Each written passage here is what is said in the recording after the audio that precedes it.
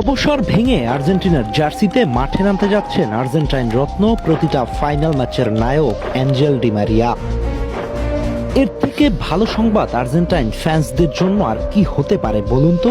আর এটা কিন্তু আমরা দাবি করছি না, বরং এটা দাবি করছে আর্জেন্টিনার সবচেয়ে বিশ্বস্ত এবং বড় গণমাধ্যম টিএনটি স্পোর্টস। তবে কি কারণে হুট করে এমন সংবাদ প্রকাশ করেছে এই গণমাধ্যম? স্কালোনির পরিকল্পনাই বা কি? সত্যি কি ফিরতে পারেন ডি মারিয়া? তার পারফরমেন্সই বা কি বলছে?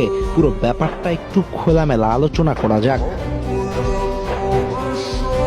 নাইজেরিয়ার বিপক্ষে অলিম্পিক ফাইনাল, ব্রাজিলের বিপক্ষে কোপা আমেরিকা ফাইনাল, ইতালির বিপক্ষে ফিনালিসিমা, ফ্রান্সের বিপক্ষে বিশ্বকাপ ফাইনালে গোল।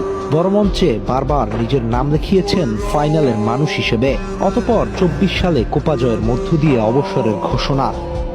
তখনই আর্জেন্টাইন কোচ স্কালোনি তার ব্যাপারে একটা কথা বলেছিল, ডি মারিয়া এখনো আর্জেন্টিনাকে অনেক কিছু দিতে পারে, সে অনায়াসেই আরো কয়েকটা বছর খেলতে পারে। ঠিক কোচের কথাটাকে যেন আজকের দিনে সে সত্যি মনে হচ্ছে।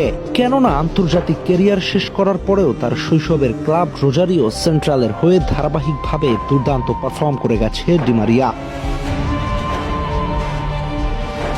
2025-26 মৌসুম মিলিয়ে 39 ম্যাচ থেকে 19 গোলের সঙ্গে 8টি অ্যাসিস্ট সম্পন্ন করেছেন, যা সরাসরি 27 গোলে অবদান। বিশেষ করে তার গতি